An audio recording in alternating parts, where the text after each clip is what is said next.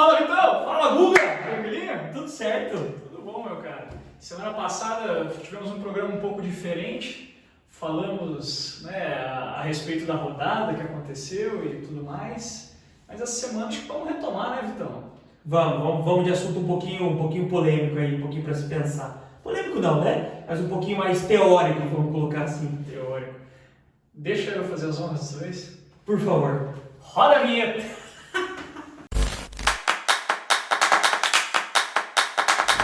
Vitão, essa semana a gente estava conversando e decidiu tocar num assunto difícil aí para os clubes brasileiros, que na verdade já vou começar com a minha opinião aqui. Eu acho que vai ajudar muito o futebol a crescer, né, cara?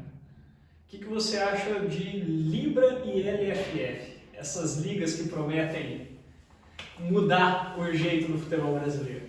Vamos lá, no começo, quando surgiu essa discussão sobre Liga, até pensando pelo nome, por exemplo, do Campeonato Espanhol, La Liga, eu achava que fosse algo que fosse conflitar com o Campeonato Brasileiro, né? Por questões de calendário, por questões de competição, por questões de premiação do campeonato, eu via que ia muito nesse encontro, tá? Mas não, ela tomou um outro viés, que é a questão da centralização ali da comercialização dos direitos de imagem dos clubes, né? E recentemente eu comecei a ver com muitos bons olhos a criação de uma liga centralizada de futebol aqui no Brasil. Eu acho interessante a gente fazer a comparação, então, porque antigamente existia o Clube dos 13, né, que eram os 13 principais clubes do Brasil, que se uniram e negociavam juntos, né, os direitos de imagem e etc. Acredito que para quem está comprando seja infinitamente mais fácil negociar com um personagem do que com, naquela ocasião, 13, né? Uhum. E por divergências financeiras, evidentemente, o Clube dos 13 acabou sendo desfeito um tempo atrás. Eu não me lembro agora, posso até colocar para vocês aí a data exata que o Clube dos 13 caiu por terra. E depois de tanto tempo, eles voltaram a ver com bons olhos essa união dos clubes de futebol, né, para a comercialização desses direitos. E acho que muito disso até por causa daquela guerra que a gente teve alguns anos atrás também, quando surgiu a nova legislação dos direitos de imagem e que obrigou a compradora dos direitos de imagem a negociar individualmente com o mandante da partida acerca da transmissão, né? Eu acho que nesse ponto, seja a Libra, seja a LFF, elas vão acabar auxiliando também, né? Bastante, deixar mais prático, né? Deixar até de certa forma mais organizado, tá? Porque o último contrato que foi feito, se não me falha a memória do período, foi 17/18, que foi a Rede Globo que fez os contratos. Ela teve que fazer os contratos de forma individual. E ali alguns times começaram já a criar alguns atritos, como foi o caso de Palmeiras e Atlético Paranaense, né? Então, individualmente falando, ela teve que chegar nos clubes, propor esses contratos, e aí a gente já começava uma certa diferença no futebol, que era o quê? Os grandes clubes, obviamente, seriam procurados por grandes emissoras, por redes de streaming, né? Para começar a desvincular, a desmamar, vamos colocar assim, das grandes emissoras de televisão que nós temos no Brasil. Em compensação, os clubes pequenos, não haveria o interesse dessas grandes emissoras dentro desses clubes pequenos, e é uma fonte de renda importante, né, para o desenvolvimento desses clubes. Porque o futebol brasileiro está tendendo a cada vez mais ter uma discrepância maior, como algumas ligas europeias já existem, financeiramente falando, de clubes que terão uma concentração maior de dinheiro, de recurso, e continuarão sendo campeões, se desenvolvendo, e os outros clubes ficarão distantes cada vez mais.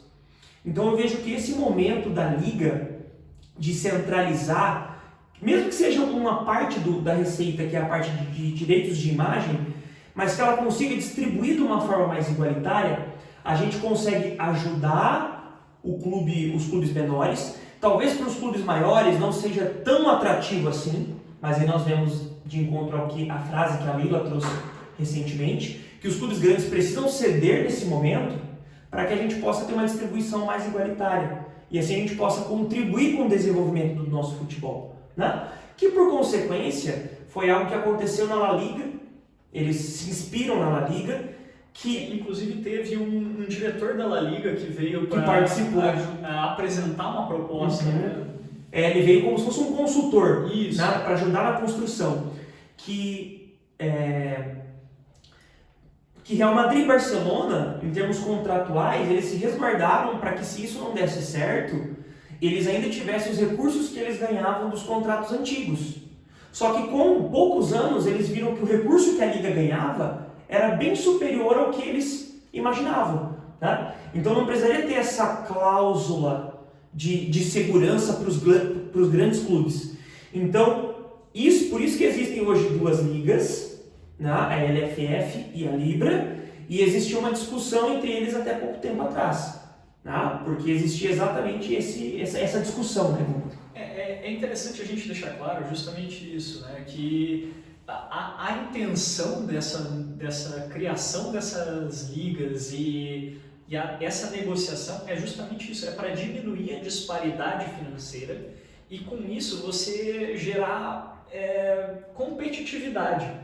Porque o caminho que o futebol tem tomado recentemente caminha a passos largos para a gente acabar vendo, né, clubes com grandes dificuldades financeiras, que a gente já vê há muito tempo, né? Mas aí também acho que entra uma outra questão que é a má administração. Né? Mas com relação a ganhos de televisão, poxa, a disparidade era muito grande. Tanto que quando entrou em vigor essa lei que determina a lei do mandante, né, que o pessoal chama,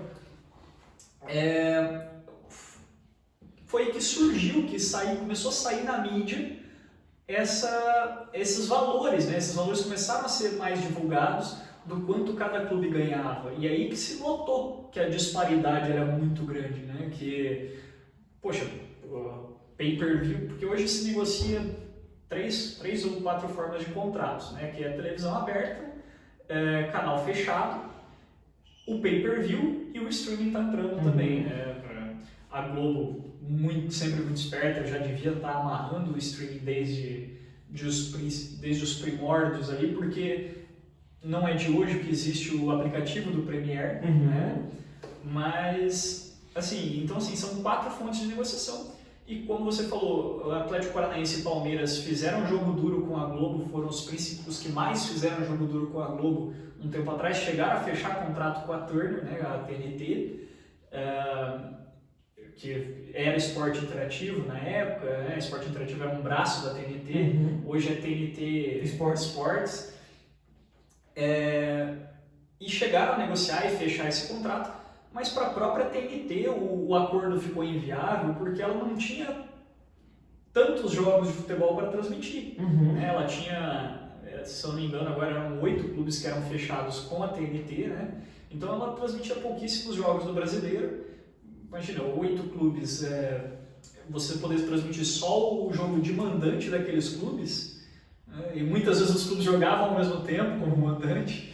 Então, isso acabou inviabilizando a operação da TNT. O Atlético Paranaense mantém contrato hoje com a TNT, retomou esse ano, na verdade, o contrato com a TNT, porque a TNT tinha rescindido com todos esses clubes, e agora ela negociou de novo e trouxe de novo o Atlético Paranaense para a TNT Sports. Ela trouxe também, na verdade, em parceria com a HBO Max, tá? Ela trouxe esse ano também alguns jogos do Corinthians. O Corinthians cedeu alguns jogos para que a TNT transmitisse. Isso ocorreu no Paulistão, no Campeonato Paulista. O Paulistão ele já é um campeonato um pouco diferente, né? Que ele já negocia a própria cota. Mas a questão da Libra eu acho que é mais focada no Campeonato Brasileiro mesmo, né? E aqui você vai ver que essa diferença grande, seja ela no pagamento dos pay-per-views, seja ela no pagamento das premiações, pode não fazer tanta diferença, como você falou, para Palmeiras e Flamengo, para Corinthians, para São Paulo. Poxa, mais um Cuiabá recebendo uma grana melhor ali, né, por mérito, porque né, a classificação, a premiação hoje, boa parte dela é questão de classificação. Isso vai ser reduzido com as ligas, né? A proposta das ligas é para reduzir essa gratificação pela participação, essa bonificação pela participação e entregar um pouco mais de fixo distribuído entre todos os clubes que estão participando daquele campeonato. Perfeito, né? Hoje, para quem ainda não entendeu, para quem ainda está achando confuso, hoje nós temos a criação de 2 ligas que estão brigando para se unificarem e, enfim, criarmos uma liga em efetivo. Tá? Nós temos a Libra, que é onde hoje os clubes com maior poder financeiro aquisitivo estão juntos na Libra, e nós temos a LFF, que possui mais clubes, porém que tem um poder financeiro, um poder econômico, enfim, menor do que os clubes da Libra. Tá? E a grande discussão é exatamente essa.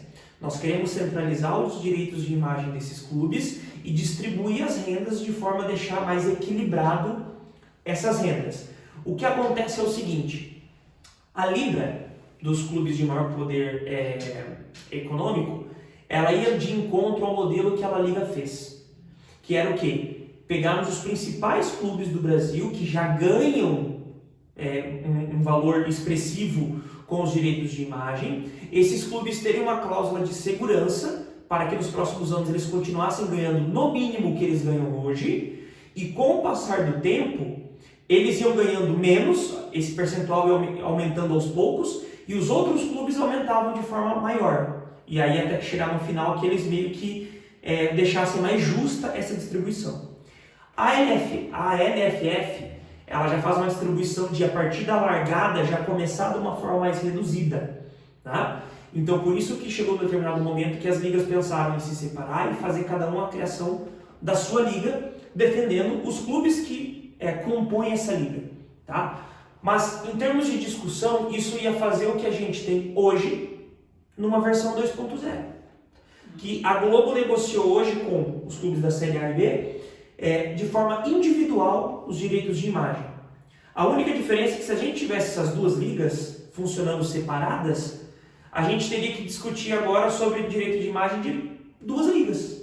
Tá? Ou seja, ao invés de 40 clubes, entre 2. Então ainda não ia resolver o problema, que é o quê? Unificar. Negociar com apenas uma liga os direitos de imagem, e aí a gente tem uma distribuição mais, não seria igualitária, mas sim mais próxima, não com tanta disparidade. Então, eu acho que essas 2 ligas, tanto a LFF quanto a Libra, de uma maneira ou de outra elas vão acabar se unindo, né?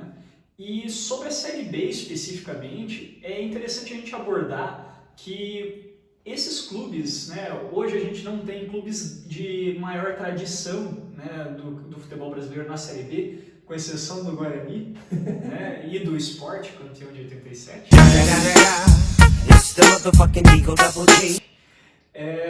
Mas a gente não tem clubes tão tradicionais do futebol brasileiro na Série B. E é uma coisa interessante da gente apontar, porque veja, esses clubes de menor expressão que sobem da Série B para a Série A, eles sobem sem uma condição financeira para mantê-los na Série A, né? Uma condição financeira mínima para mantê-los na Série A.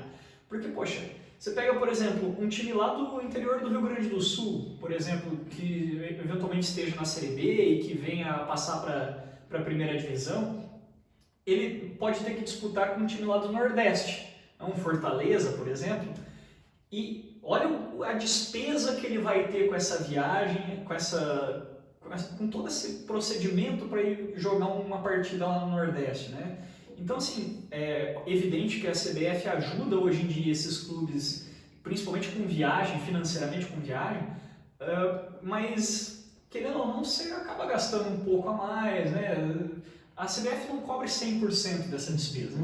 E, poxa, para esse clube pequeno ter pelo menos uma expectativa de se manter na elite do futebol brasileiro, essa questão do repasse de cotas de televisão é muito importante, né? E talvez isso não faça tanta diferença para um Palmeiras e Flamengo, por exemplo, para um São Paulo, um Corinthians, que assim, evidentemente que a gente está falando aqui de 100 milhões, 150 milhões de reais, que faz falta para qualquer um, só que Palmeiras, Flamengo, Corinthians, esses times mais tradicionais, esses times mais fortes do futebol brasileiro, eles conseguem angariar esses valores perdidos com a cota da televisão de outra forma, venda de camisa, bilheteria de estádio, por exemplo, né, que, poxa, esses times que eu citei aqui são os times que têm a bilheteria mais forte da Série A do Campeonato Brasileiro e conseguem ali gerar uma renda muito boa. Claro, claro. E quando você cita esses grandes clubes, a gente está falando de uma média aí de 5 milhões por partida, que eles arrecadam só em ingressos, né, em venda de ingressos.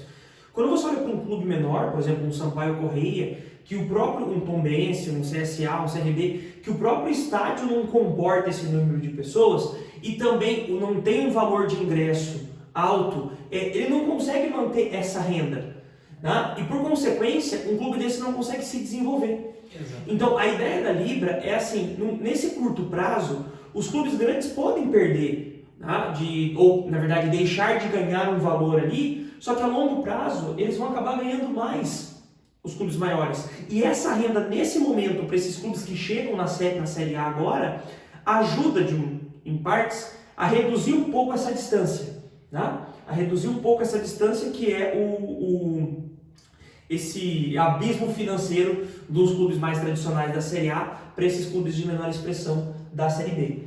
E é interessante a gente falar também a questão do sócio-torcedor, porque, poxa, o Corinthians, se eu não me engano, não divulga o número de sócios-torcedores dele, mas o Palmeiras e o Flamengo, por exemplo, eles têm um número gigantesco de sócio-torcedor. E só com essa modalidade eles arrecadam uma grana astronômica, assim, sabe? E é uma premissa que o clube pequeno, por exemplo, não tem, né? Por mais que tenha lá o seu programa de sócios-torcedores, não tem a mesma adesão que um clube grande, né?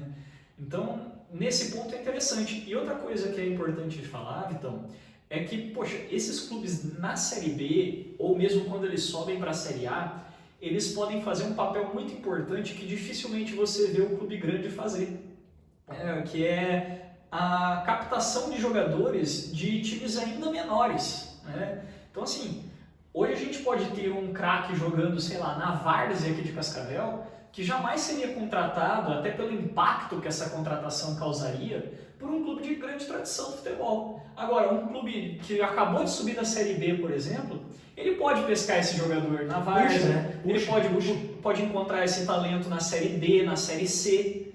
Então, assim, é importante que esse time tenha saúde financeira suficiente para poder fazer essa operação, para poder ir atrás desses jogadores, para poder se manter na Série A, né, como um clube, ok, pode não ser aquele clube que vai brigar todo ano pela Série A e tudo mais, vai brigar por Libertadores, e ainda que a Libertadores hoje seja quase G10, né, da metade da tabela para cima já classifica para a Libertadores. Mas ainda que ele não vá brigar na cabeça do campeonato, aquele clube chato de meio de tabela, que sempre toma uns pontinhos ou outro, mas que sempre tem um time muito forte, que tem esse trabalho de captação muito bem feito, né? E que eventualmente ele tem uma Copa do Brasil para ele jogar, tem um campeonato estadual para ele jogar também. Exatamente. Então, assim, soma, né? Uma coisa puxa a outra. Então a gente vê com bons olhos esse desenvolvimento do futebol. Até porque é o seguinte, quando a gente pega, por onde que vai entrar esse recurso? Né? Por que é bom isso? Porque também desperta o olhar de novos investidores. Hoje, a Libra e a LFF, para a unificação da Liga, 2 investidores estão vendo isso com bons olhos, um americano e um árabe, que é para entrar com uma compra de 20% das ações da Liga. Ou seja, vai ter mais investimento, porque é mais fácil para uma empresa que vem de fora poder negociar esses direitos de transmissão. Porque quando a gente olha para os elefantes, para os tubarões que nós temos aqui nas emissoras, a gente consegue ver o seguinte, para eles negociarem com clubes tradicionais que trazem grande audiência, os clubes querem ganhar cada vez mais e eles têm que ceder, porque a audiência está ali. E quando um clube desse ganha o acesso da Série B, ele acaba que na hora dele negociar, ele não consegue um argumento para conseguir um bom valor, um valor que seja bom para ambas as partes. Os tubarões acabam engolindo eles. E eles conseguem ficar com uma cota pequena. Acabam aceitando qualquer valor que é colocado. Exatamente. Então a Liga ela vem para ajudar nesse primeiro momento. Sim, os clubes menores vão ter benefícios maiores agora ao curto prazo. Só que a longo prazo todo mundo sai ganhando. todo mundo sai ganhando. Exatamente. E outro ponto interessante, então, é com relação aos esportes eletrônicos, né, aos jogos, que você vê, desde 2014 ou 2015, que a gente não tem mais no FIFA, por exemplo, os times brasileiros. Né? E isso se deu porque aqui no Brasil, hoje acredito que já esteja um pouco diferente nesse ponto, mas não havia nos contratos dos jogadores com os clubes a cláusula de direito de imagem. Então, quando vinha uma EA Games, quando vinha o Pro Evolution Soccer para conversar com esses clubes, para colocar eles licenciados no jogo, eles não tinham que negociar só com o clube. Eles precisavam negociar jogador a jogador. Dos 20 clubes da Série A, jogador a jogador tinha que ter um contrato com essa empresa de direitos de imagem. Né? Porque o contrato com o clube ia dar direito a eles usarem o escudo do clube e a camisa do clube. Eventualmente o estádio. Eventualmente o estádio dentro do jogo. Depois eles tinham que negociar jogador por jogador, cada jogador era um valor, cada jogador era um contrato, então essa dificuldade acabava espantando, né, essa venda dos direitos de imagem. Ou seja, uma maior captação de recursos, seja para o jogador, seja para o clube, tá? Então ficava algo muito difícil e expulsava esses investidores. Tá? E agora a gente consegue ver o seguinte, eles negociando com a Liga, eles conseguem abranger. Coloca a Liga inteira no jogo. Né? Perfeito. E é muito interessante isso, porque são fontes de recurso. Né, então assim, esses times maiores que estão aí brigando por essa divisão de percentual, eles evidentemente vão acabar perdendo um pouco com relação ao pago pela televisão, né? Mas eles vão ganhar outras fontes de renda que podem complementar esse valor que eles estão abrindo mão. Né? É o caso dos videogames, é o caso também da transmissão internacional. Né? Então, assim, hoje, por exemplo, a gente não tem em televisão aberta fora do país o Campeonato Brasileiro sendo transmitido. O cara que está lá fora, que quer assistir o Campeonato Brasileiro, ou ele usa um VPN e contrata o Premiere, ou ele vai ter que procurar em alguma transmissão, eventualmente, da internet ali que ele encontre, né? Porque simplesmente não é possível fazer essa negociação. Né? E com a Liga não, com essas ligas, a Libra e a LFF, isso aí vai se tornar mais fácil. Então, sei lá, a gente pode ter, por exemplo, um jogo da Copa do Brasil, que é um campeonato mais emocionante, ou do Campeonato Brasileiro também, de repente, sendo transmitido por uma televisão da Itália. Ele tem que fazer o seguinte, os clubes grandes eles têm que impulsionar a que a Liga ganhe recurso. Tá? A Liga ganhando recurso, de novo, a gente está falando isso, todo mundo ganha. Então o que vai acontecer? Se a gente olhar para os esportes americanos, eles vendem o direito de imagem para 1 ou 2 emissoras no máximo, que transmitem todos os jogos. Só que eles também têm, no caso as ligas, também tem o streaming deles. Tá? Então assim, a liga ganha vendendo contas de pay-per-view para o streaming deles, só que também os canais que adquiriram os direitos de imagem também ganham porque estão transmitindo os jogos. Então, ou seja, é uma relação de ganha-ganha. Tá? Então eu vejo isso com muitos bons olhos. E ao que tudo indica, o início é para ser em 2025, só que eles precisam tomar uma decisão até meio desse ano, tá? Para que daí eles possam apresentar qual vai ser o cronograma para essa alteração. O que tem travado, na verdade, essas decisões da Libra, segundo a presidente Leila Pereira, né, do Palmeiras, tem sido a posição do Flamengo especificamente. Né? Ela cita muito que o Flamengo tem sido irredutível nessa questão da cláusula de transição, ali, né, da cláusula de garantia. Ela não cita, por exemplo, o Corinthians, que estaria incluso nessa cláusula também. Pode ser um sinal de que o Corinthians concorda com a posição da Libra, né? Concorda com a posição dos outros clubes com relação a essa cláusula específica, e isso facilitaria um pouco, né? Porque aí o Flamengo disputaria sozinho e, poxa, sozinho ele não vai conseguir muita coisa, né? Talvez eles queiram arrecadar um pouquinho mais de recursos para poder enfrentar o Real Madrid, né? A nível... Desculpa, tá esperando. Mas vamos lá. Então, mas eu acho que assim, esse ponto, é um detalhe. Eu percebo hoje que essa evolução que o futebol brasileiro pode ter está por detalhes, está por um pouquinho ali que talvez abra a mão e ceda do outro lado também, porque, poxa, a negociação é isso, né?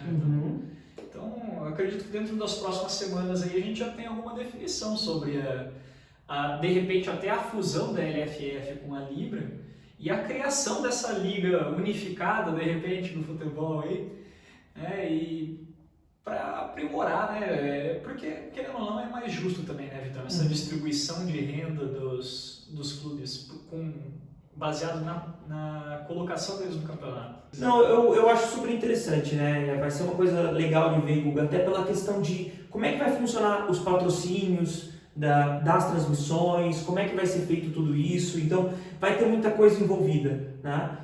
A única coisa que a gente quer, vamos voltar lá para o começo do vídeo, é que esse abismo não continue crescendo. Porque se esse abismo entre os clubes menores e os clubes maiores continuar crescendo, a gente vai deixar o nosso futebol morrer. Tá? Infelizmente, essa é uma verdade.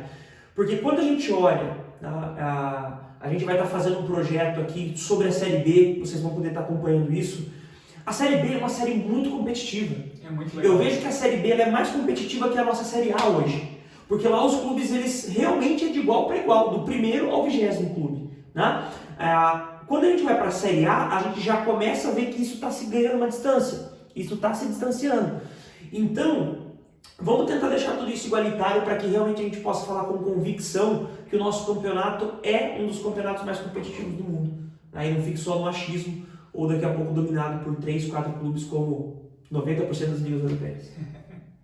Então, acho que é isso, né? É isso, pessoal. É isso aí. Queria pedir para vocês aí que assistiram até o final, deixe o seu like, clique no sininho, ative as notificações, acompanhe as nossas redes sociais. Tá? Deixe a opinião de vocês sobre a Libras. Por favor. E acompanhe nossas redes sociais lá, pessoal. Siga o Resenha 352, porque a gente vai estar postando alguns conteúdos novos aí, vem algumas novidades pela frente aí. Isso aí. Valeu? Valeu, pessoal. Até. Valeu, Guga. Falou. Sim, perfeito. E aí a gente pode parar de agora também ter nos jogos, né, o clube lá, daí você clica para jogar com o clube, daí tem o Tomazinho. Ronaldinho, um nome genérico. Exatamente. Não sei quem que inventa essas coisas.